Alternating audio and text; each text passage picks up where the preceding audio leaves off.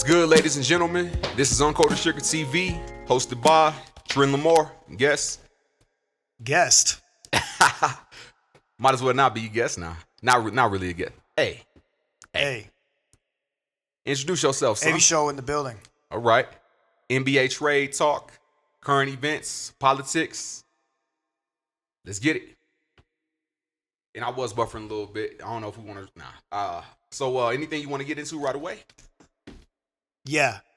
We went to the Jordy listening party last Friday. What was before Jordy? Shout out to AUBGD. He's a member of AUBGD, Denver artist, by the way, just to let the audience know. Go ahead. What was your initial reaction of what you heard? My initial reaction of what I heard was like, hey, fire. You know, at the end of the day, that's all I expect from my OG is fire. I liked what I was hearing. You know, I need to give the album a full listen. Obviously, we went to the listening party, so he performed a couple of them and got on the stage. I'm not dying tonight. Like, yeah. So it was pretty cool. What is you go back with him a little bit. What is maybe not. What is one of your favorite Jordan memories? One of my favorite Jordan memories. Dang, now you getting. We might have to edit all this out because I didn't know he was gonna get personal on this. One of my favorite Jordan memories. There's quite a bit of them, so you know it's kind of like I don't know if I can say if there's a favorite or not. Put me on the spot. I'm gonna say when we performed at the Poetry Slam, that was exciting. So you know, freshman year we performed at our high school's Poetry Slam and performed a song called Hunger. And he had like I had to rewrite my verse because his verse was so hard. I was like, so he let me rewrite my verse, but he killed it. So I'm gonna say that was a cool memory. You know, there's a lot, but I'm gonna say this since it's hip hop related, I'm gonna say that was a good memory. Yeah, little hip hop talk to get started. Yeah. Where are you at? Where are you at right now with your hip hop endeavors? You see, what's funny is this whole episode, I didn't even mention hip hop in the beginning because I didn't think we was gonna go over none, but he jumped right into it, which is cool. But right now I've been writing a few songs, so I actually do have some heat coming up. And when should we expect to hear this heat? I really wanted to drop at least 9 to like 12 songs sometime during like the summer, before the summer's out. I'm gonna say if it's not out, I'm gonna say before the summer's out. Expect something. Expect at least 5 to 10 bangers. I wanted to do some original things. Right now, I'm kind of doing them over tight beats.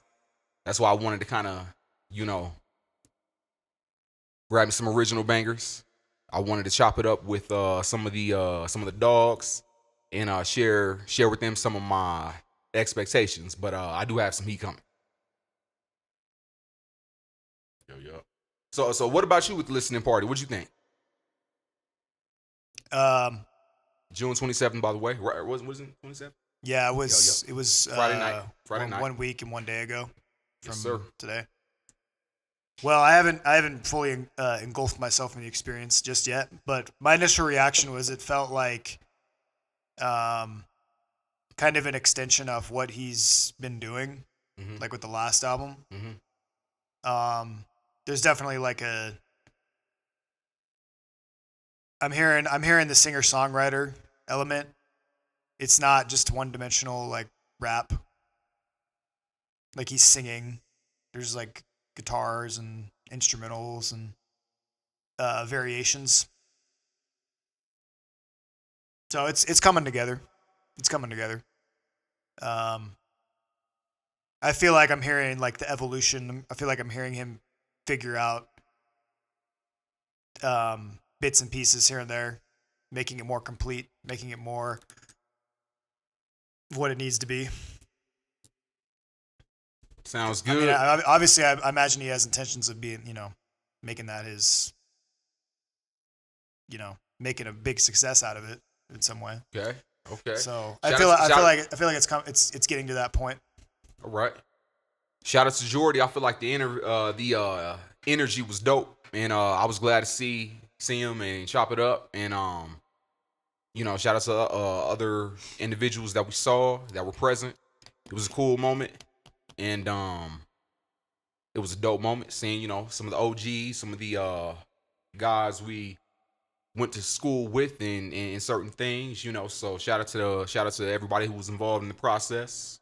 It was a fun experience. So feel like we could slowly gravitate toward something else. Anything else you wanted to mention? Any final thoughts on Jordy? Death Flex 3, by the way. Right. Gotta go ahead and say the album name. Shout out. Death Flex 3 on all streaming platforms. Is it? Yeah. Hey, that was it. We don't want to misquote anything, but once again, shout out to Jordy. Death Flex 3. Look out. So anything, I'm gonna let you keep going with where you want to lead us. Then I'm gonna hop in. We kind of got a gist of what we wanted to talk about.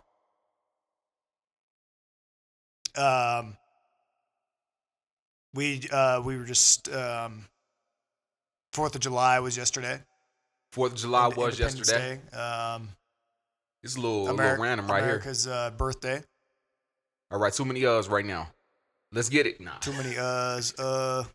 So here we go. 4th of July was yesterday, and we went somewhere. Went to golf. Yeah. Went to Top Golf. Went to, was it Pickle Grill? Pickle Bar and Grill. And so it was one of the individuals that dude right here is somewhat seeing, somewhat courting, right? Nah, just yeah. Well, I mean, I don't know. I just wanted to. What are your thoughts on America? Like, are you?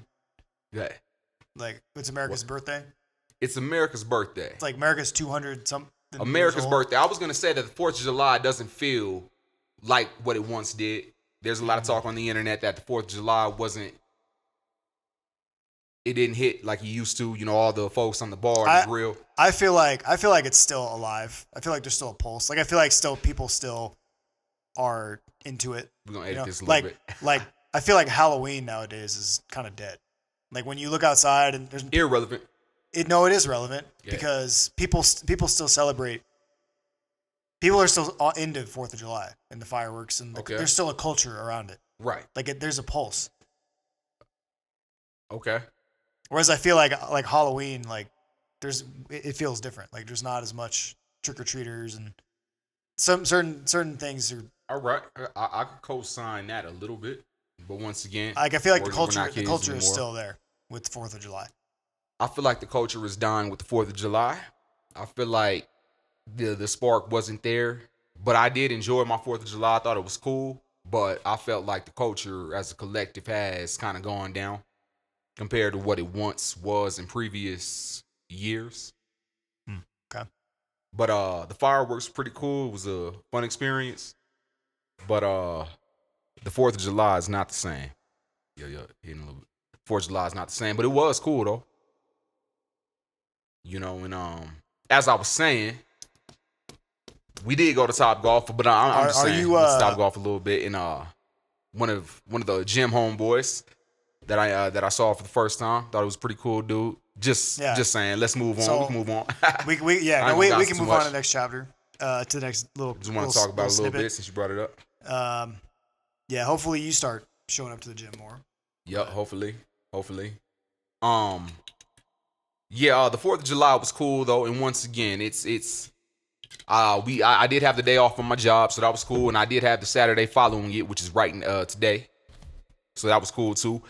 I'm gonna go ahead and just jump right in. Viewers have heard this. We all have heard this. Trump signs big, beautiful bill. Let's do it.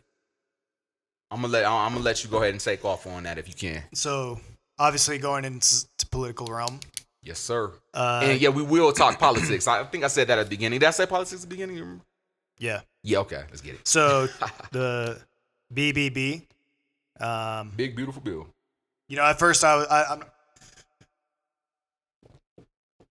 It seems like this whole political thing is like becoming unavoidable. Like, I never wanted to I never wanted to be that kind of person to get into politics. On the show and stuff, or just in general.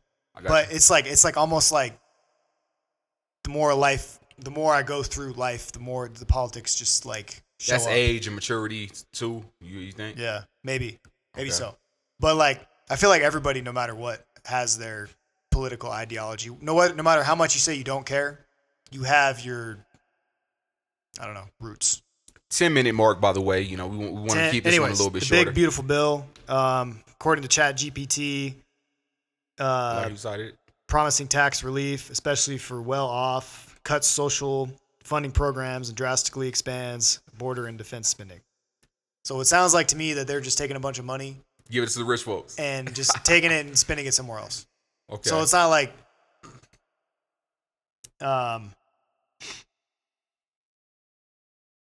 it's cutting social programs like Medicaid, SNAP, which is like food stamps, Yep. housing aid, and using that spending on tax cuts. Like it's using it on like border control and military. Mm-hmm. All right. So Let me go ahead and read some notes before we get in. I had a few notes. It said, so I'm gonna go ahead and read a little bit. President Trump signed his 3.3 trillion big beautiful bill on Friday after the House passed the final version of the measure Thursday to ensure if arrived the president's to make sure it arrived at the president's desk by his self-imposed July 4th deadline. Before signing the bill, the president said the bill would fuel massive economic growth and lift up the hard-working citizens who make this country run. What are your thoughts on that? That's a big statement. So I wanted to kind of mention a few of these things and kind of elaborate on that just a little bit. Is that a true statement or a false statement according to your stance? You can say pass, you know.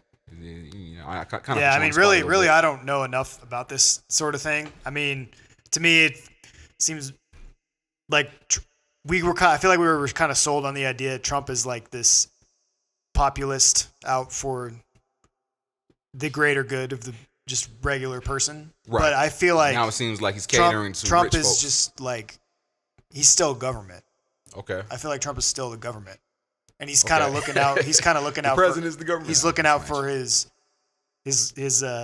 buddies, his fellow rich, whatever. I hear that. Let me read on a little bit. We have officially made the Trump tax cuts permanent, Trump said. That's the largest tax cut in the history of our country. After this kicks in, our country is going to be a rocket ship economically.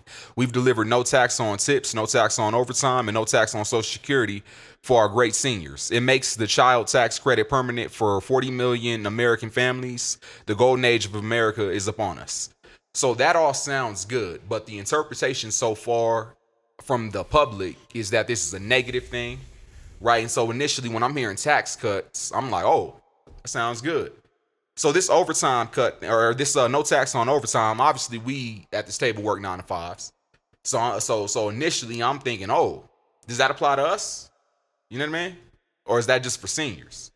It doesn't. We're not going to see any of this. Right. I feel like this is just a big just TV show, and we're not going to see direct effects of any of this. Okay. And I want to point a couple more things out that I'm reading. The measure also raises the debt limit by $5 trillion. So he's raising the debt, technically. So yeah. I don't know how that... I don't know either. I don't know how big of an effect that's going to have on the economy. You understand me? Right. The politic game. I gotta do my research. The measure also raises the debt limit by $5 trillion, a provision that has faced scrutiny from figures including SpaceX and Tesla CEO Elon Musk, who formerly led a war against wasteful government spending at the Department of Government Efficiency. So I thought that was interesting. You know how it's like wasteful, the wasteful spending dynamic. I can understand that. Furthermore, the bill rescinds certain Biden era green energy tax credits and allocates approximately $350 billion for defense and Trump's mass deportation initiative to weed out illegal immigrants from the U.S. The measure also indicates Medicaid reforms. Yeah, you already mentioned some of that, so we don't need to read everything word for word, right? But overall, so the Senate barely passed the measure on Tuesday by a 51-50 margin, so it was close. Um,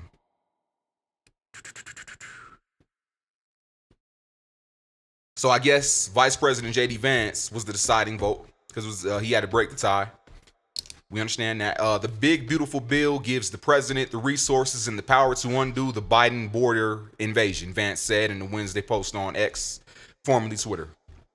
It must pass. So, interesting. I love how they called it the big, beautiful bill. Right. And what are they insinuating by that? Well, I feel like if this is a serious bill, why do they need to? Well, why the decoration? Why the need to call it anything? Right. Well, I keep hearing from President Donald Trump, respectively, that the bill will fuel massive economic growth. He said that several times, is what I'm hearing. You have the biggest tax cut, the biggest spending cut, the largest border security investment in American history. That's a big statement. Well, we've heard him say stuff like that before. Right. On Thursday, Trump's team had painted the passage of the legislation as historic. And I'm going to stop reading word for word. Right? I don't have too much research done, so I'm looking at my notes.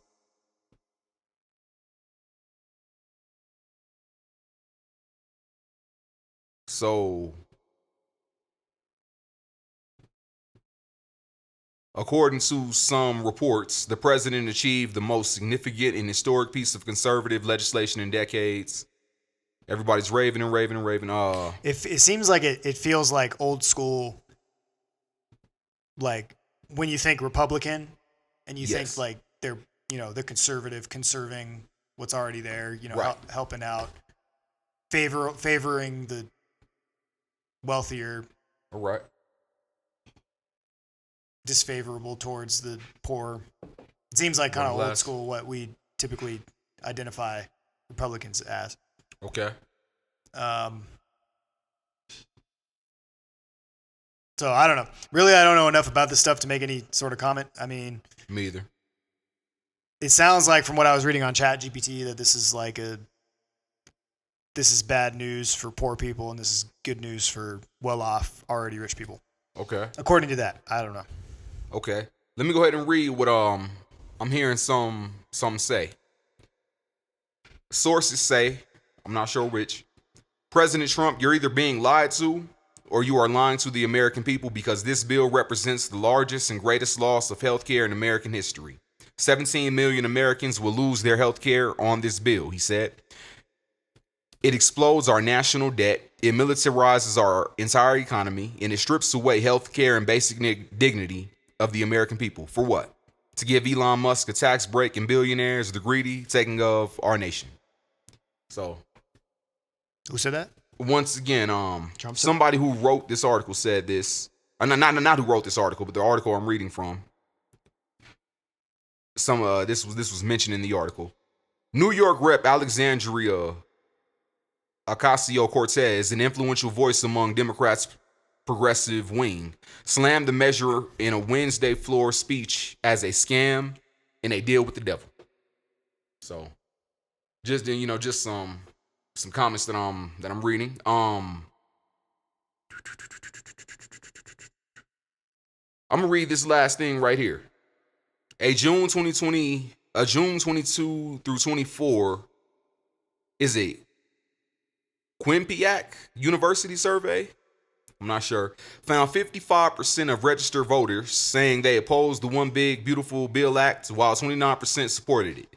An earlier Fox News poll put opposition to the measure at 59%, while 38% were in favor. So obviously, most folks are against it, is what it's seeming. Most like the public. I'm not exactly sure how I feel about this all the way. Initially, I was feeling like it was a good thing, and hearing the words tax cut, things of that sort, and obviously now I'm like, it must not be a good thing, right? However, after more research, I'm feeling those who were on the against it side. I'll have to do more research to truly have a final on where I stand. Obviously, we hear statements. We have officially made the Trump tax cuts permanent. We've delivered no tax on tips. Already read some of that. It makes the golden age of America is upon us. Obviously, the words of President Trump. So, in his words, he makes it sound like it was a good thing. Once again, I need to do a lot more research. The public, feel free to put how you feel in the comment section, if there is a comment section, right? Yeah. Go ahead. We can move on from this. Yeah, we can. And we can go straight to alligator Alcatraz. Since we on the Trump situation. Some more political BS. Just go ahead and knock that out. We're at the 21-minute mark almost. So I just want to point that out. So those viewers have heard about the alligator Alcatraz. What are your thoughts on that? Have you heard about it? Like any notes on it? It's immigration detention facility. Yup. We're at in the Everglades. Yup, Florida.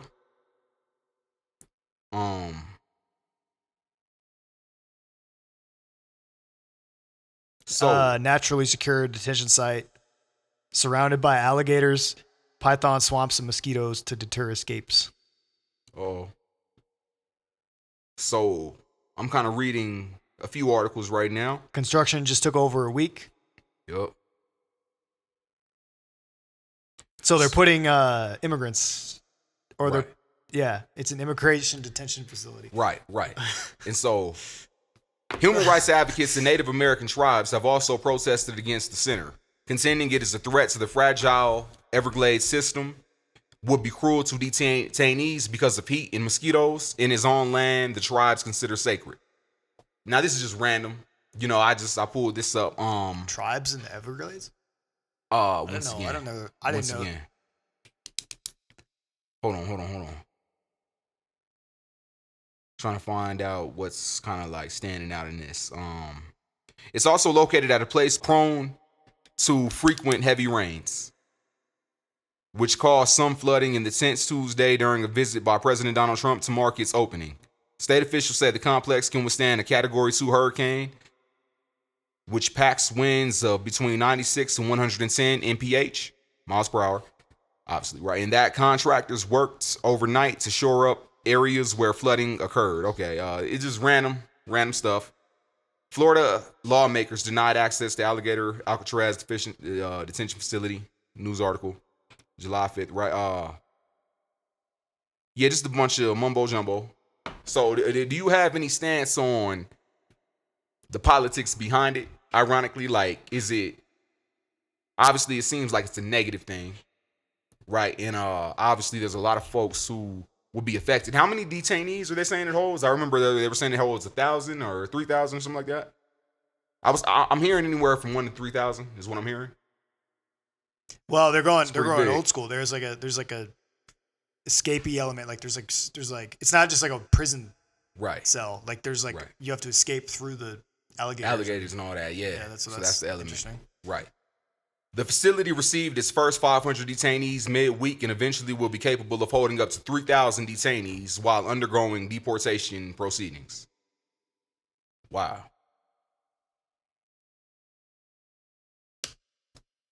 Yeah, so I don't know enough about this. I don't know enough really about make that. A comment. I don't know what is this like? Right. 3,000 people. That's it. This can't be that big. Like that's a lot of people, but is that a lot of people? You know. That might sound harsh to certain viewers, like how you put it. So I don't mean no disrespect or anything, but yeah, I understand what you're saying. Okay, well, some of these facilities, I feel like 3,000 is, you know, like 3,000 roughly like a high school, decent sized high school. Yeah, it's like Overland. Something like that. It's like Overland. A little bit bigger. So they're just like holding Overland inside of it. A little bit bigger. Like meaning 3,000 is a little bit bigger. I'm not exactly sure how I feel on this. Obviously, a lot of controversy because there's like an inhumane aspect saying like if they got to escape, they got to go through the alligator. You know what I mean? Pretty much saying you can't escape, and you know what I mean? Like a lot of controversy on that. Those people made the decision to come here, and they knew that. Yeah, you see, here we go. Now we get go ahead. Yeah, I mean, if you're making the decision to cross the border illegally, and you get locked up. So who's funding? Do you know about the funding of the center? Let me ask the AI. Yup. Who is funding? It's saying it's not federally funded and stuff like that. Like that's what I'm hearing. That's very interesting. Who is funding this camp?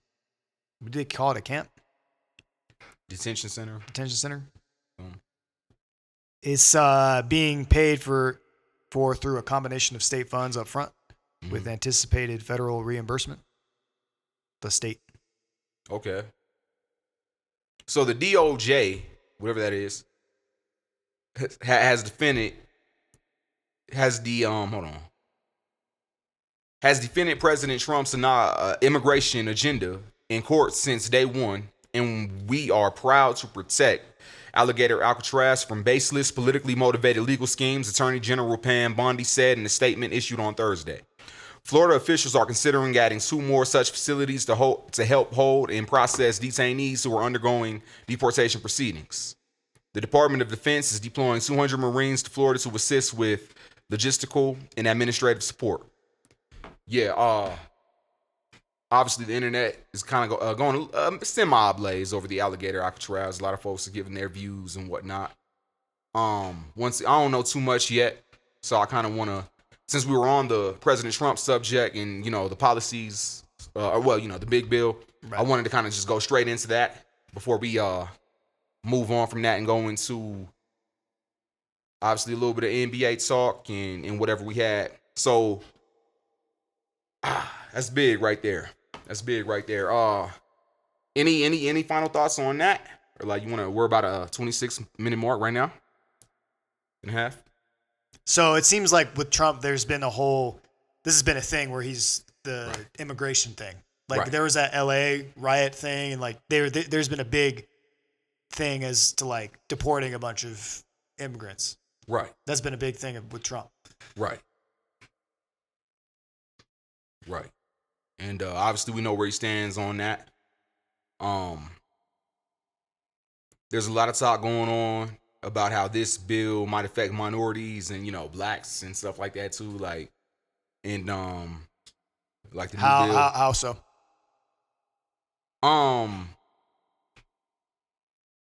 So allegedly I'm hearing about American-born, generations down the line. Yeah, certain American citizens pay for this being deported and all that. There's a lot of controversy on that. I don't know if I want to get too deep into that. But yeah, you definitely put me on the spot with that one. Why not? Let's go. We got all day. We don't have all day. This is a short podcast right here. This might be our shortest one.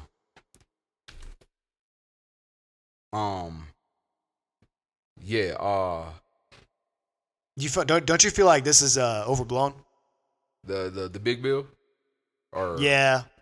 Well, we kind of went back to the big bill. We were talking Alcatraz thing for a minute. I'm not saying you and I are the most known versed people, but right. You think in your circle, yeah. If you didn't just hear this on your big news outlet, right? In your daily life, when do you hear about this stuff? Not too much. People don't talk about it, right? Nah. Well, obviously we talk politics. Not we, but at work, right? Certain. This is just a bunch of buzzwords, YouTube, buzz stories for boomers to get mad at. A bunch of old. Is that what you think? Yeah. All right. It's not real. The big bill's not real? I mean, it's real, but it's not really real. All right. Bunch of interesting statement. Bureaucrats in suits yelling at each other and talking a bunch of crap. Okay. So I'm put you on the spot right now. Who launders the money? Where do we launder this money to? Do we launder this through the? What you talking about? For the big beautiful bill, it's we're gonna launder money through financial aid or defense. It's which rich guy is gonna get the bonus now? Who knows? Let me It's still government. Okay. Once again, big deal right here, allegedly. Let me get into the state of the economy. Obviously, we're hearing a lot about folks that's tired of working 9 to 5, performance living. The different things I'm hearing. The cost of what it takes to live in America is unsustainable. I'm hearing a lot of that talk online, and a lot of folks. Yeah. Where are we at with that? Might as well just what do you go into that a little think? bit. It depends. In your day-to-day life, are you finding it hard to quote unquote get by, scrap by? Are you scraping by? Do you find it hard? You see, it's a difficult. Can you not afford groceries? I just bought some groceries today. You can afford groceries. I'm pretty sure you can afford groceries. I'm pretty sure I see you come in here like every other day with 5 bags of. You know what's funny is, I spent $99.99 on groceries today. I brought some noodles, a couple junk foods, things to take to work like chimichangas. And I got like 2 big old bags for about 100 flat Safeway. You know, so I typed in my mom's number right. I saved about $6 is what they're saying. So I just kind of like, I've been trying to work on something. I'm gonna try to spend like probably 100 a week on groceries. So I spent like, I haven't bought groceries since last Saturday, like the day after we had went to Jordan's thing. Like I had actually bought spent $89 then. That was the last time I bought groceries. Now I bought fast food since then, but that was the last time I went crazy big with groceries. And so that's interesting to me. We live in this country. Yeah. And the opportunities are everywhere. Okay. The time is there. Oh, you're talking that talk now. The time is there to go out and work. And if you are struggling to make ends meet, I don't know. You see, I wanted to kind of go on this so we wouldn't just be all the robotic reading type stuff. So once again, my stance. What was the question? Well, I don't even remember what the question was. The question was, what are your thoughts on the economy? You know, the cost of living. How are you? You know, I think is it hard to get by? I think people are something like that. If you're whining and complaining and yeah. You see, I don't want to. My stance is yes, times might be relatively hard, but I understand. Like, I don't think so. You see, here you go. I'm going. Here you go. Big subject. Are you telling me? You're saying times are hard? This ain't just about it. Are times hard for you right now? I'm hearing times are hard. Oh no, Don't. Oh, this ain't the trade roast today. Because once again, we do kind of help one another, and we do kind of have a little bit of a squad right now. So the stance is, since we're pushing 30, right? We ain't gonna tell the viewers all our business and all that, but the point I'm trying to make is eventually we gonna have to buy. What do I drive to work today? My car or my bike? Bar ourselves. Right. Where do I eat today? Right. That's what I'm saying. Hold on. I'm only eating my 3rd meal today. I don't know how I'm gonna make it. My fault. My bad for all the distortion today. You see all that. I only get to. Hold on. Let's not go too in. That was funny though. I'm enjoying what you're saying because it's kind of funny. But once again, come on now. Hold on. Everyone in this country. No, hold up. Let me cook. Adam. Let me cook. Hold on. Let me say something. Go ahead. All right, I'm gonna go. No, let me say something real quick. Hold. My fault. Yeah, I was giving you the green light. Let me get my minute real quick. Look, here's the stance. What I noticed is I've worked a 9 to 5 for the last 3 or 4 years. A lot of folks online are ashamed of the 9 to 5, and I will say that I'm in the millennial crowd. The late 20s crowd right now is my, I'm kind of like the cutoff of millennials. I think it's 1996, whatever. Not giving y'all my business. Yeah, it's like right on the border. Both of us are in our late 20s right now. Millennial to Zoomer. Right. No, it's Gen Z, right?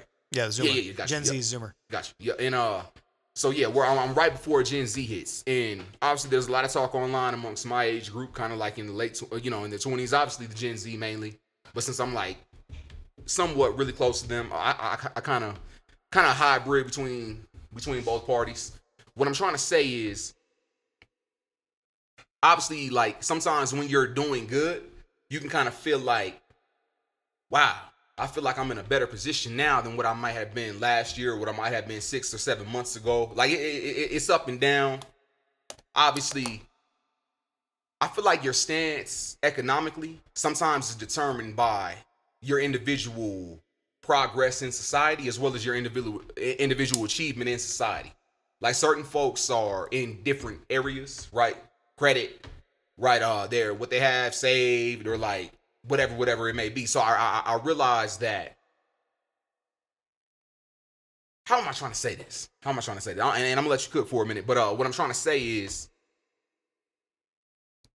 I'm gonna let you cook for a minute because I'm gonna get back to what I want to say. Look, like 200 years ago, 400 years ago, right? People were living like in huts. There's certain people on this planet right now that are living in huts and like they don't have showers.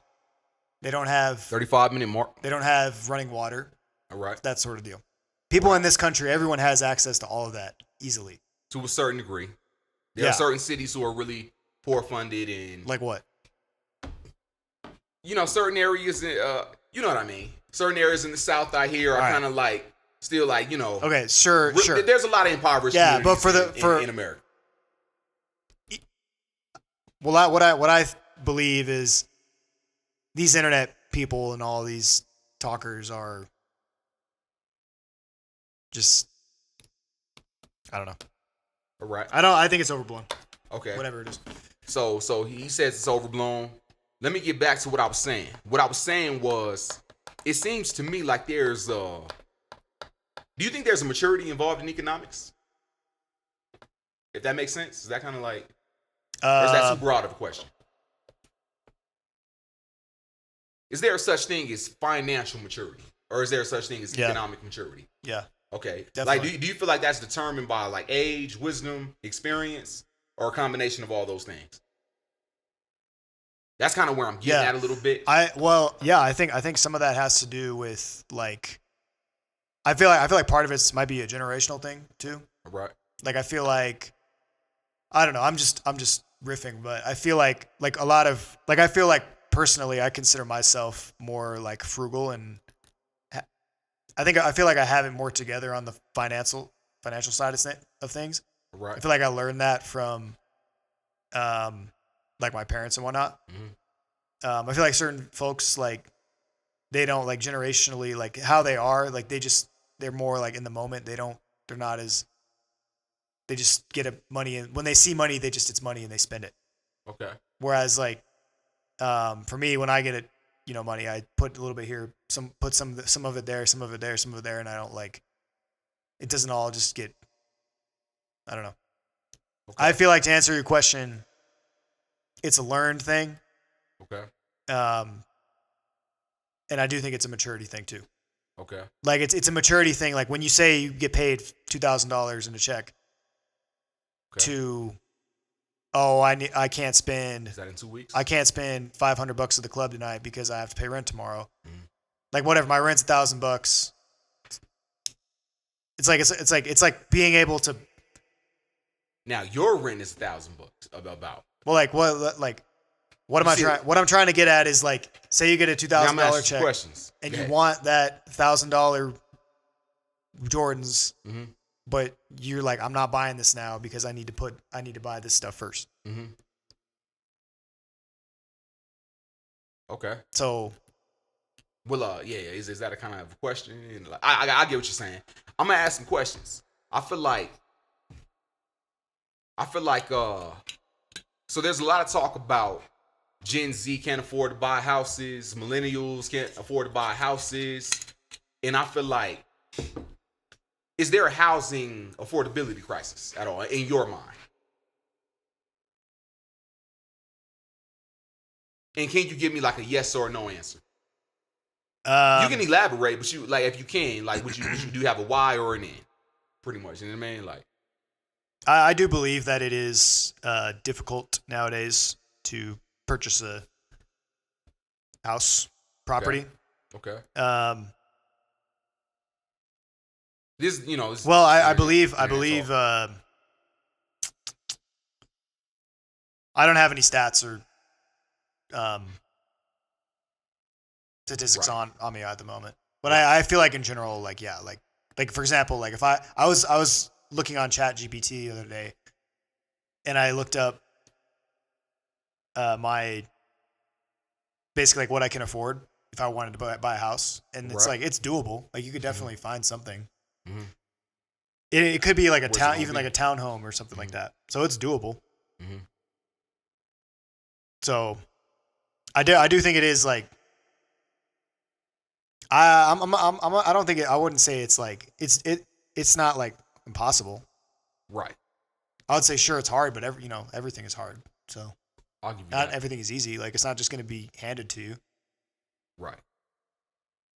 We can elaborate on a whole bunch of stuff regarding like if you wanted to buy a house, if you really wanted to buy a house, mm-hmm. you could get it done. I would agree. It doesn't even who cares? It doesn't even have to be a house. It could be a townhome, or like you could buy a townhome. I'm pretty sure. Okay. Or even a condo or something like that. Okay.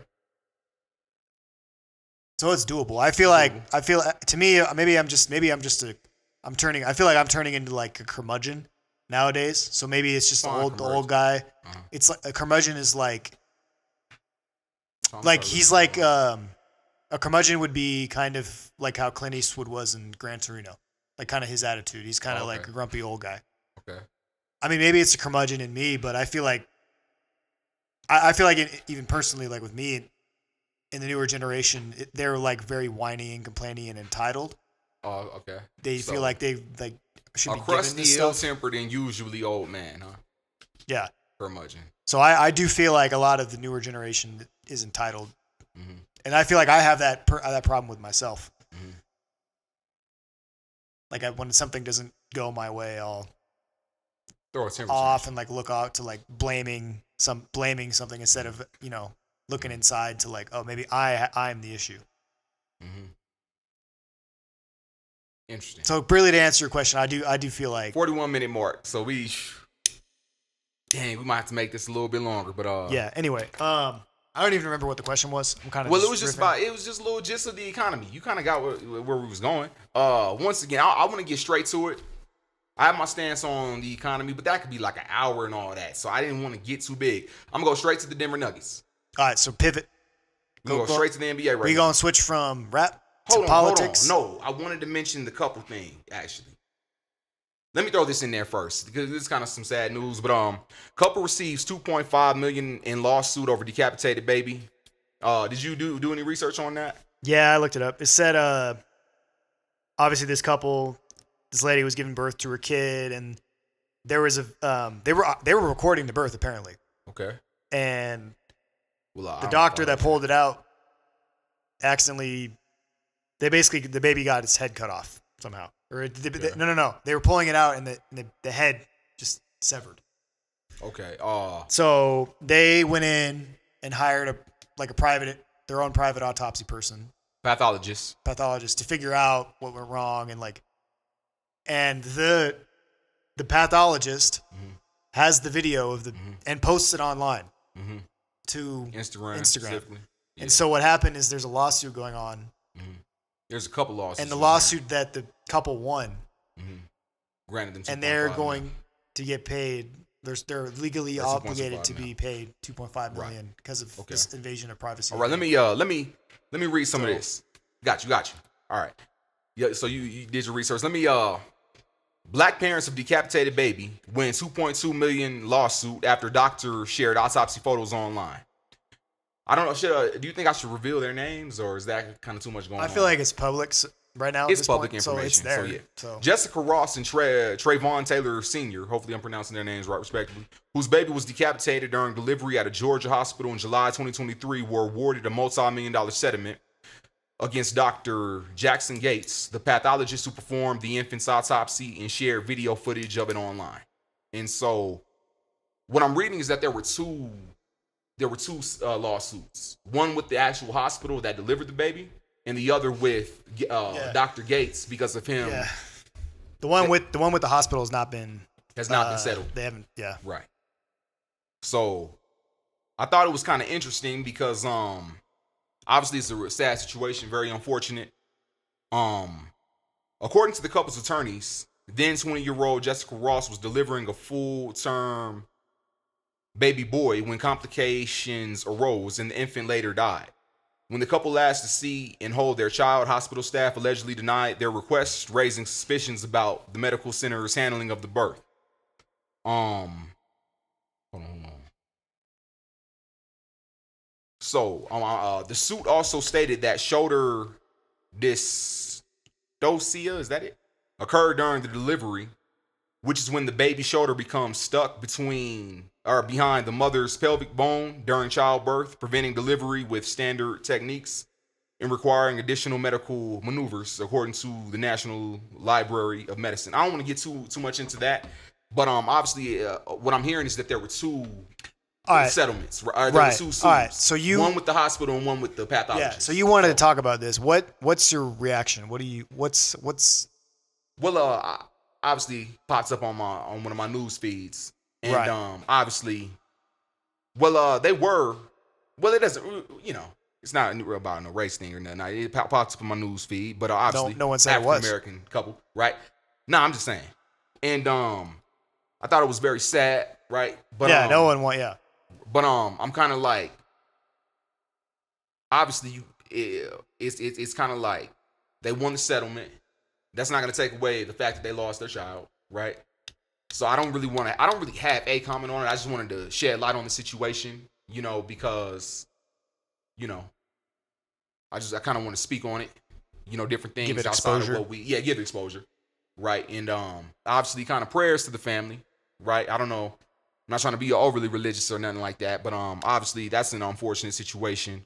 But once again, so this obviously stuck out to you for some reason. it stuck out. I mean, it stuck out. It stuck out enough for me to mention it. Yeah, different things pop up. We want to mention different things. Is there anything else you want to mention about it? Not really, but I was kind of hung up initially over like why there was obviously they sued the pathologist because they trusted him and they were saying that he betrayed them and whatnot.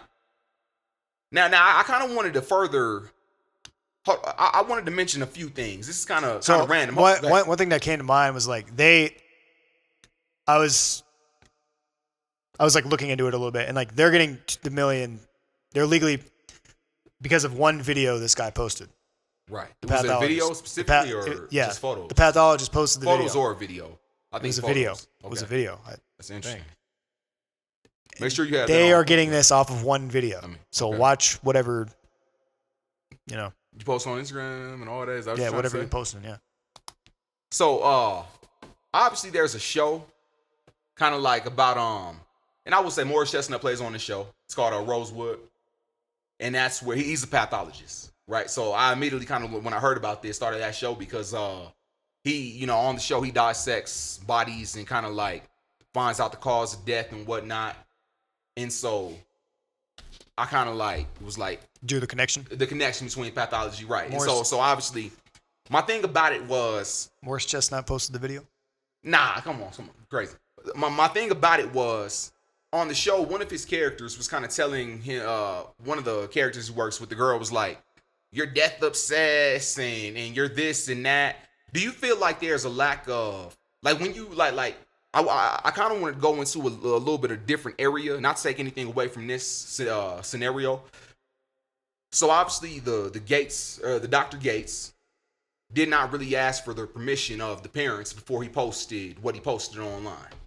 And so do you think that there's a lack of, how do I say this with love, like, or with respect? There's a lack of, I don't want to say empathy necessarily, but do you think that in the professional world, sometimes like that emotional factor, because there's a lot of talk in society about the empathy of humans decreasing.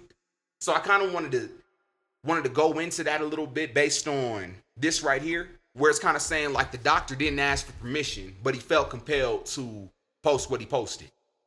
Do you think that there's a sign of maybe his expertise in that field, or maybe his level of rigor? And you get where I'm going with this? Maybe his rigor of like, is there something that is taken away from a brain that becomes doctor intelligent? Interesting. That's like, do you feel like he lost humanity element? Yes, that's like where to I'm the going. point where he couldn't he didn't even bother to reach out to them out of respect to be like, hey, I'm gonna post the video of your dead kid on my Instagram. Right. Can I do why didn't he just say something? Right. Like who knows why he posted it? Probably to get clout or something like. Right. Well, he was explaining something. He's like, look at what happened. Like. Right. It was, maybe I think it was one of those. It was things. for educational purposes. I believe so. But it was to a point where he didn't bother even asking them. Right. But that I feel like if that were me, and I was just in the situation, I'd be like, hey, we're thinking about using your video on our Instagram. Is that okay? Like, do you feel like So Ross and Taylor hired. I'm not trying to cut you off. Go ahead, but Ross and Taylor hired Dr. Jackson Gates to conduct an autopsy, which Gates did, and then posted the procedure, which he recorded to Instagram. So. He, kind of that seems like some educational type stuff. Who knows, right? Yeah. But it's on that line, kind of. Yeah. So you're saying like this guy is, you think he's, I think what you're saying, there's like a hubris to his Right. That's what I'm to trying to his say. mentality, and he's like, Yeah. "Oh, I don't need to ask this." Obviously, invasion of privacy, intentional infliction of emotional distress, things that he was, that they were saying. Yeah, I don't know. I don't know why he didn't just ask the parents for permission. I don't know why that would be such a big deal. Maybe it wasn't blatant disrespect. Maybe he just felt like, oh, this is just. Let me go ahead and read this.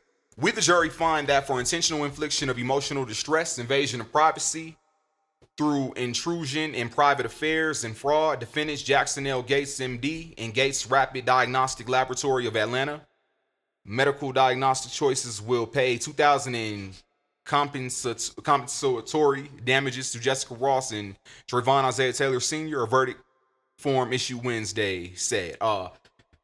And I want to point this out. The jury awarded an additional $250,000 in punitive damages. Records show the maximum amount allowed. The family lawyers noted. So we can move on from the subject. But once again, I was kind of feeling like maybe there was maybe I don't want to say it was an intentional disrespect, but oftentimes, sometimes in science classes, right, they'll bring hands-on experience.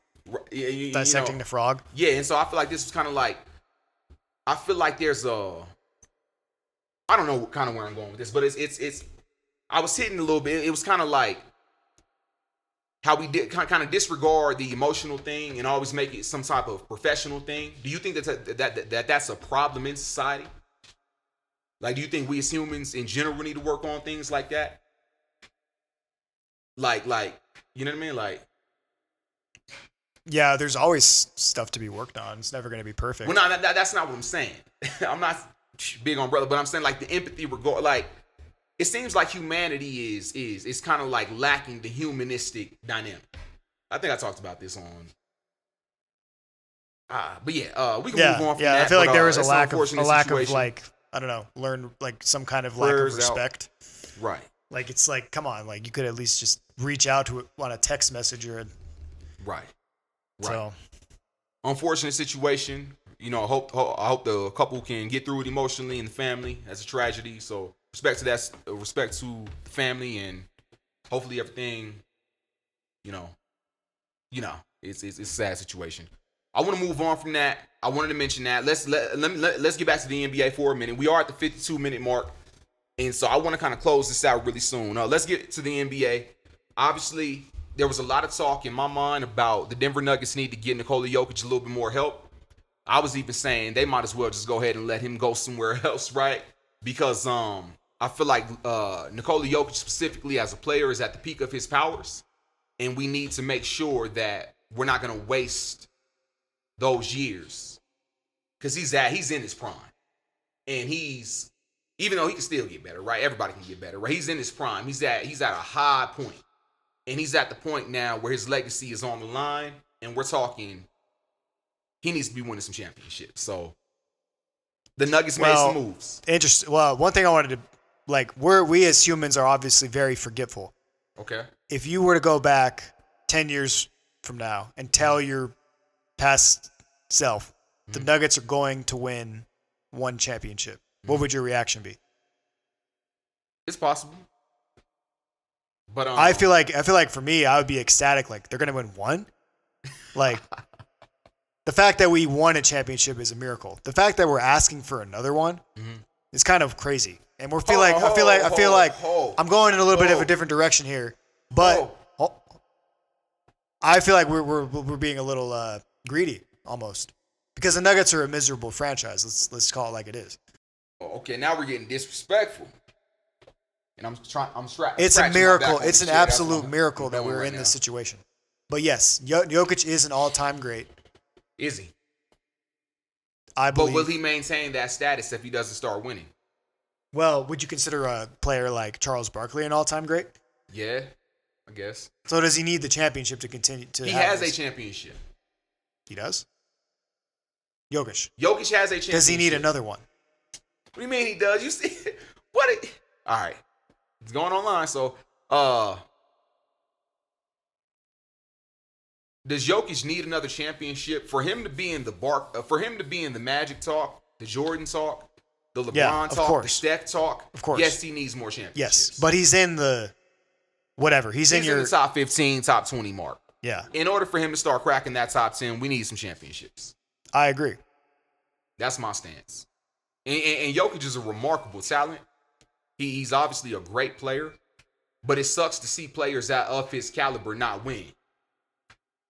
And really, Right. I would even apply this to Giannis too, honestly, because he only has one as well. Even though Right. their resumes are great, they're both two-time at least, MVPs. They both have a ring, right? But we're talking about Jokic right now, right? 3-time Right. NBA MVP. So the Nuggets One-time did. champ. The Nuggets obviously We made need some more, right? The Nuggets obviously made some moves. Yup. They traded Dario Saric for Jonas Valanciunas, who Yup. might not even play. We'll see.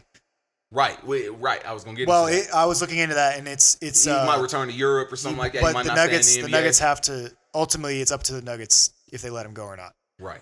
Okay. So there's, for now, let's just Mm-hmm. say he plays. Yep. They traded MPJ for Cameron Thomas, who. What? Cameron Thomas. Cam Johnson. Oh Johnson. yeah, I got that wrong. Yeah. Sorry. And a first round pick. So I don't know how you feel about that one. To me, my initial reaction was, I feel like Michael Porter Jr. is maybe like Is Cam Johnson seems to be a more willing defender based on the eye test. yeah. I I feel like MPJ is a decent, okay shooter. I'm gonna go ahead and say this. Go. Not to cut you off. Before the Nuggets, But you did are this, cutting me off. But before the Nuggets did this, my fault. Before the Nuggets did this, I'm not gonna. We were talking about chopping it up. Coming back from work one time, we were chopping it up, and I was like, the Nuggets need a big man. I feel like they need to go ahead and just trade MPJ. I had literally said this, and I feel like, they need a big man. They need to trade MPJ, and I feel like we could use a couple wing players. And so it seems like that's exactly, almost literally what I said. Yeah. And so what they went ahead and did, they signed Jonas. I don't want to mispronounce his last name. The big. From Sacramento Kings. They signed a big and Jonas V, respectively. I don't want to mispronounce his last name. And his stats look good. He seems like a great player. I'm like, that's like almost a perfect pick. Because I felt like the Nuggets were a little undersized. Obviously, DeAndre Jordan is a 7-footer, and they had, Dario and whatnot. But I felt like they could use a little bit more. I feel like they needed a big, honestly. So far it seems like we got one. So and they could play him on. They could put Jokic at the 4, play him at the 5, and they could do a lot. Even they could use him for rest as well. You use him for when Jokic is on the bench, right? And so, and once again, I feel like the trades they made with bringing on Cameron Johnson. Now I'm doing what you was doing. I feel like he's a good pick based on what I'm seeing, based on what I've seen him. I feel like that's a good pickup. And I'm gonna be honest, I felt like MPJ was a little bit of a just set shooter type where he doesn't move around a lot. And not taking anything away from MPJ. His motion is not as great as what it should be. Cameron Johnson's motion is better in my mind. MPJ was good at he was good at open threes. Yep. Maybe a little bit of a contested three. Yep. He was a good pass the ball and shoot the ball. Right. He was good at that. Right. I feel like he was a little bit underrated on the rebounds. 7 rebounds a game. I feel like that's a little bit underrated. I feel like we're gonna miss that. I agree. I feel like overall MPJ's maybe like overall MPJ or Cameron Thomas Johnson, whatever his name is. Johnson. Who are you? Who just try to like take a step back and making a pick. Who is the better player? Once again, MPJ might even be the better player, but I feel like who fits the Nuggets better right now, based on excitement. And well, the thing that once again fits I'm in also sorry to say this is the money. I'm sorry to yeah. MPJ is a max contract player. He makes the same Right. as KD, who we'll talk about. But okay. So, but the Nuggets also signed Tim Hardaway, and they signed Tim Hardaway Jr. Tim Hardaway Jr. Did they really? They did. Okay, I didn't hear about And that. they signed Bruce Brown again. Okay, good. And So we also got Tamar Bates. Who? Tamar Bates. Tamar Bates, or hopefully I'm pronouncing his name right. But Nuggets- out of Missouri. He went undrafted this year, but let me go ahead and read this. I didn't. Let me go ahead and read this. this. I did not know about this. Hopefully I do not mispronounce his name. Tamar Bates signs to Denver Nuggets after going undrafted. I got a few notes on him. What NBA draft experts are saying about Bates. RotoWire.com projects Bates to continue that efficient scoring in the association while also being able to provide on the defensive end.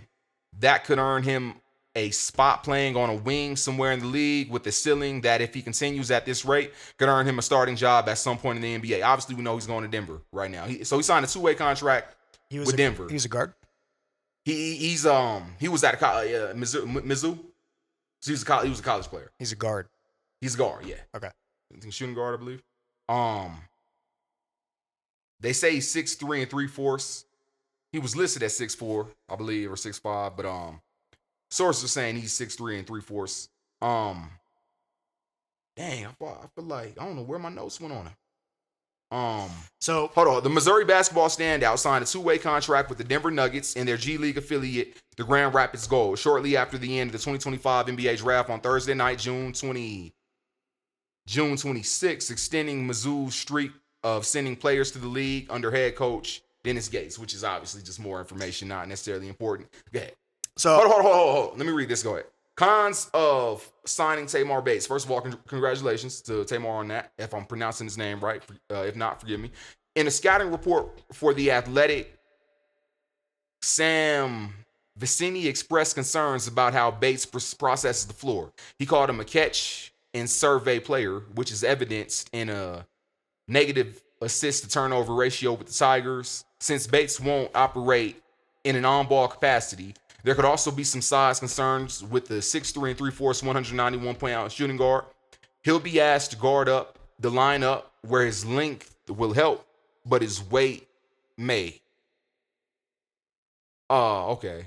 Yeah, got you. In 67 games for Mizzou after transferring in from Indiana, Bates averaged 13.3 points, 2.8 rebounds, with 1.2 assists and 1.5 turnovers per game. He had a negative assist-to-turnover ratio with MU.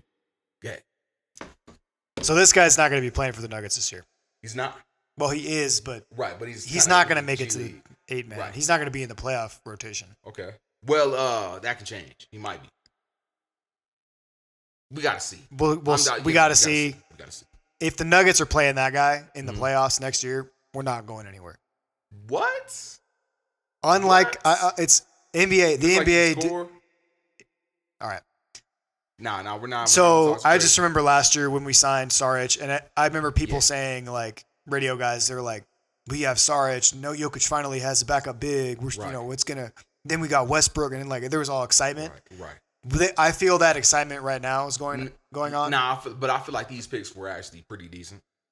But you probably felt we were all feeling that way last year too.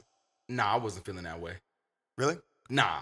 Okay. I was like, I like Westbrook as a player. Don't get me wrong. But come on, Prime Westbrook is no longer with us. You understand what I'm saying? So right. But I like how Jokic and him work. And Westbrook is what's Westbrook? Is he coming back or like what's the deal with Westbrook? I believe it's. I like Westbrook as a player though. Like what? I'm gonna say something. Google Westbrook. Mm-hmm. I last time I checked, it's still open whether he returns or not. As a Nuggets fan, I'd prefer he does not return. Okay. I don't like his kind of reckless offensive game. If he returns, I'm fine with that. I like Westbrook. But Bruce Brown is an upgrade over him because Bruce Brown was such a perfect fit when we won the championship. Right. So he's back. Like he's back. Like right. Bruce Brown had a little bit of that edge to where like I remember when he shoved one of that Suns guy. Right. He was just like that. He was just a great fit for that 6-man. Right. It was like he was with the Pacers, the Raptors. That's your phone, I believe. Did you hear that? Somebody was talking. Yeah. Oh, we got somebody was talking. And that is not the TV. Yeah, somebody's phone. Is there a ghost? Somebody's phone. Did somebody leave their phone? Is Darian over there? I'm not sure. Somebody was talking. Oh. Yeah, moving on. This is a ghost. Moving on. NBA. Yeah. What was? Did you have any thought? You were watching some draft videos, I believe. What? Yeah. Do you have anything? Got you. Cooper Flag to Dallas. We already knew that, right? Shout out to Cooper Flag. I'm excited to see where he goes. I did have something. A brother named VJ Edgecombe or Edgecombe. Yeah. From the Bahamas. Was it the Hornets? From the Bahamas. You got drafted to the Hornets? Nah, 76ers. Oh. 76ers. I'm hearing about he was crying kind of at the draft, and he was like soft. Yeah, so I want to bring that up a little bit. Obviously. Oh. Whoa, hello. What up? Folks coming in? Hi. What up? So we got a VJ Edgecombe drafted to the Philadelphia 76ers 2025 NBA draft from the Bahamas. Was he drafted? And 5-star recruit in high school, 6'5", 180. He had an emotional entrance. He was talking about how he lived off of a generator. We didn't have nothing or something like that. He was saying something like that. All right. So, and I was like, I understand the excitement. It's the NBA draft. Obviously his mom was there. His brother in attendance. I'm not sure. I think he has more than one brother, but and he has a real little brother. And do you think this is potential? I'm trying to find that snippet. Do you feel like this has the potential of being one of the better NBA drafts? I do. Can this be like a? I do. Can this be like a? I don't know, a LeBron, Melo, Wade, CP3 draft. You see, folks were saying this was the best draft since 2018. I wouldn't go that far. What you just said, nah, I'm not going that far. But I feel like this is one of the better drafts in recent years. I would say that. So, shout out to. Hold on, I'm trying to pull this video up.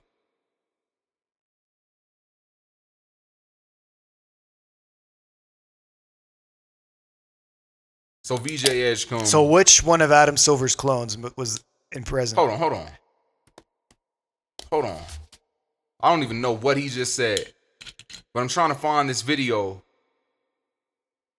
What is it about this Edgecombe dude yet you're all like talking about it for?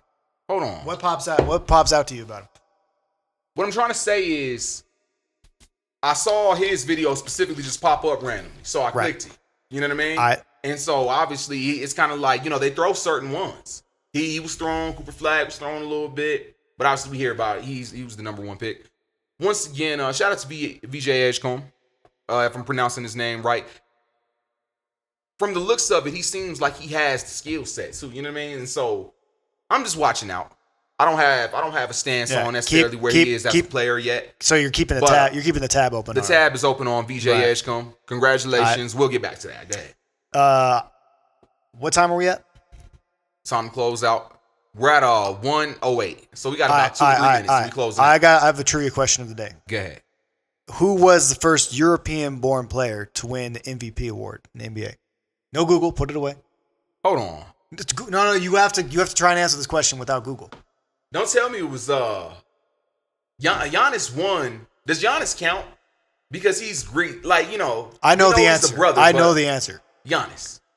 So the question is, who was the first European-born player to win the MVP award, NBA MVP? European-born player. European-born player. Don't tell me Jokic. No, give me a hint.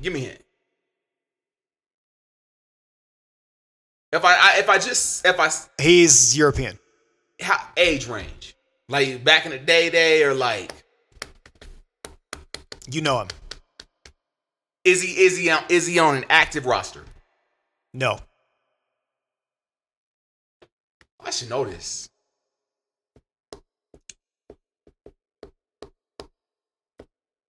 Dirk did not win an MVP. He didn't? I don't believe. Is it Dirk? Is that your final answer? That's not my final answer. All right. Give me an age range. He's not in the NBA right now. When did he retire? Give me a time frame so I know within where the last 5 years. Within the last 5 years? Yeah. No, it might have been longer than that. If I said his name already, let me know. You have. Already said his name? Yeah. And he retired. Well, I just gave it away. Dirk. Yeah. Dirk. That's your final answer. That's my final answer. Yeah, that's the answer. Okay. I gave you the freaking. Okay. I knew you see. That was the first thing that came to mind was Dirk. Yeah, but I helped you out, so. Okay. I'll give you that. That was cool. But that was okay. I got you. Yeah, that was a trivia question of the day. That was a good one. Dirk. Yeah, we all know. Dallas, NBA, one-time NBA champion. Shout out to the OG. Yeah, I covered most of what I wanted to cover, and I didn't want to make this long. Denver Nuggets. I think we can make Trump, BBB. Respect, Alligator, KD to H-Town. KD to H-Town. Don't really have a comment at this point. You got any comment on KD to H-Town? Yeah, that doesn't do anything for me. I feel like the Rockets are trying to. They're trying to do KD joining them is not going to push them over the edge. Mm-hmm. They're not going to push. They're not going to. I don't believe that that's enough to get them past OKC. Me either. Or even Denver, or even Golden State. Like if KD was on that team, they'll be Golden State. Mm-hmm. But Minnesota, it feels like to me. I mean, my initial reaction was they lost the trade because Jalen Green is a young ascending player. Mm-hmm. KD has how many years left? 2 or 3? Nah, I'm just joking. Maybe he goes to 40. I don't know, but he's 37, 36, 37. 37. So his best days are behind him. Let's be real. I agree. KD is not gonna. He could, but we don't know. But I don't see Houston being no championship contenders. So you said Houston lost trade? What'd you say? Yeah. Future picks gone. A young ascending player gone. And who? Green? Jalen Green. I know. So and Jalen Green goes to Phoenix. It's Jalen Green. It's okay. Who is I wouldn't have gave up no Jalen Green for. Yeah, but for Jalen Green's he is 36. Jalen Green turns 37 in September. So he's 37. Before he's 37. That's what I'm saying. Yeah. So and Jalen Green is Jalen Green's 20. What is he? 23ish. I believe right at 23 now. About to look it up. We got Jalen Green. He's young. One of the young. So Houston just said maybe they saw. Yeah, he's 23. So Houston's February 9th, 2002, just to. So he'll be 24. Houston saw something next in him, year, right? And they were maybe there's immaturity. They saw something in him they obviously didn't like.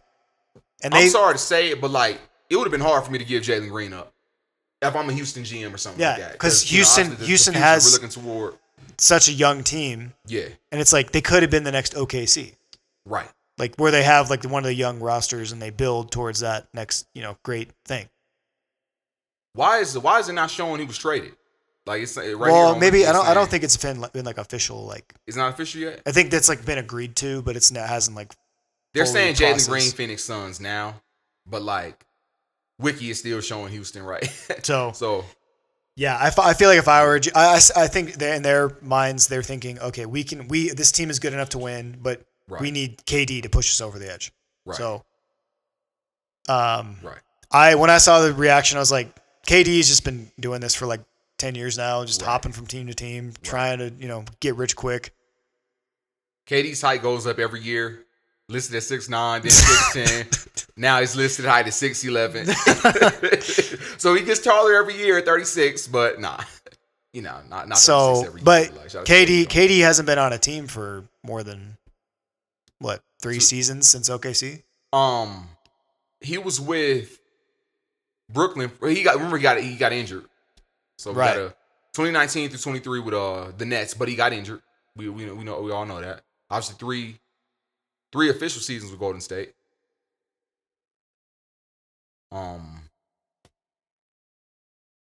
So yeah, Brooklyn second. You know what I've just thought about? Go ahead. We should have made Dr. Gates, the donkey of the day. Nah. That's not. Dr. Jackson Gates. You see, we weren't calling it donkey of the day because we ain't trying to rip. We ain't trying to rip the. Well, whatever. Remember, we you see. remember it was Cameron. Cam. What was it? Cameron who? Remember? We had him originally. Who? Peyton or some Cam Peyton. Oh, Cameron Payne. Yeah, my fault. Cameron Payne. Remember when he was like he lied to the police about who he was or some shit like that? That was a long time ago. We're getting into something else. But yeah, I'll give you that. But we can't call it donkey today. We might have to edit this out. That's fine. But I wanted to bring up one last thing, and we're gonna cut this. I'm gonna cut a lot of what we said out. We're at 1:15. This is gonna be a little shorter than the last one. It might not be. Here we go. Stephen A says ball players don't want to play in Memphis. And obviously this is old news now. But like, did you have any comments on that? Let me go ahead and see if I can pull this up. Yeah, this is the first time I'm hearing about this. I think he's Are you just making serious? something up just to say he's talking just to talk. So Stephen A says, cats like, because this was kind of around the time when it was deciding where Jimmy Buckets was going to go. And it says, cats like Jimmy Butler and others don't feel like it's the safest environment. I'm talking to the local authorities in Memphis. You got to clean some of that stuff up because it's dissuasive to NBA players. They have talked about it. I know they've told me. And so he said this on ESPN. I believe, I don't know if he said it live or not. Well, you know, obviously live.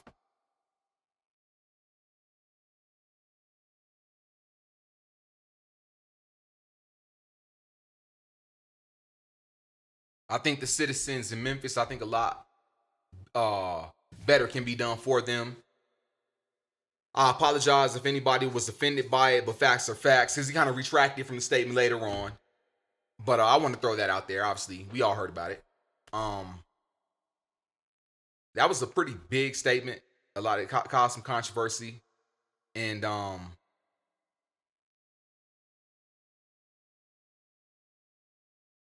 you gonna tell folks why nobody wants to be in Memphis, or you want me to do it? Like comments like that. Let's skip to what Stephen A is saying.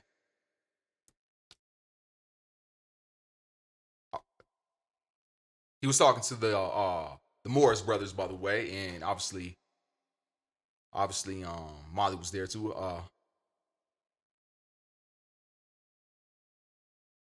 The people in Memphis, it's a great sports town, great fans, great people.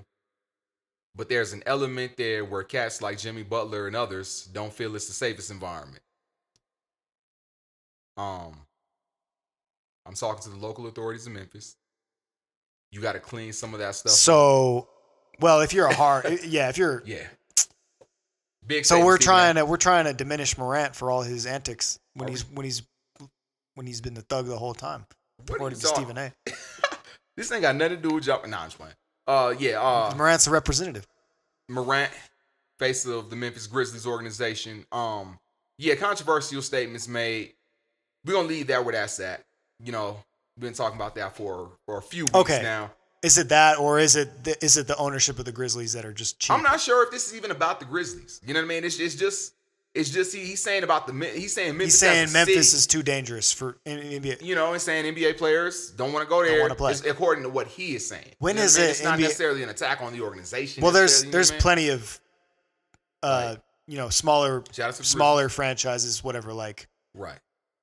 Charlotte, New Orleans. Yeah, you see, now we're going off on a tangent. We're going off on a tangent, but because obviously there's hoods all throughout America, right? But once again, they're emphasizing Memphis at this stage in the game. Stephen A is emphasizing Memphis at this stage in the game, and obviously folks talking about that comment. We're gonna leave that where that's at. Let's get on some positive. I'm ready to close out, but like you said about the of the day, we got to call it something, and I really don't know what it is, but like you can go ahead and say it. Today's L, you could say, goes to Dr. Gates or whoever. Today's... Honestly. We just say L for now. We come up with something. You can come up with something on the spot, but it can't be the same thing. Why can't we do Donkey of the Day again? What? That's the Breakfast Club, bro. Oh, it is? Yes, they call it Donkey of the Day. Oh, I didn't know that. Come on, we can't rip off. I don't listen to the Breakfast Club. Can't rip off the OG. Shout out to Shout out to those guys. Y'all know who they are, right? They don't need no introduction probably. But hey, I'm gonna go ahead and so we spoke on kind of what this was too long. I didn't want to make it this long. We might have to cut this by like 10 minutes. Hit on Denver. He's in the noob groove. Trump knew, big, beautiful bill. Obviously, we hit on the couple's lawsuit, or couple receives $2.5 million in lawsuit. That was a tragedy, unfortunate situation. Obviously, we hit on Stephen A, Katie to H-Town, the Nuggets a little bit. Once again, I'm gonna go ahead and close this out with let's go ahead and do quote of the day. Let's go ahead and do quote of the day, and none other than Michael Jeffrey, the GOAT Jordan. Now here we go. Since we got that calendar, I'm gonna just read. We can't do this every time because sometimes we'll have podcasts and that's still where we at. July 2025. That calendar says, "Learning's a gift, even when pain is your teacher." Michael Jordan. So that's quote of the day. Closing statements.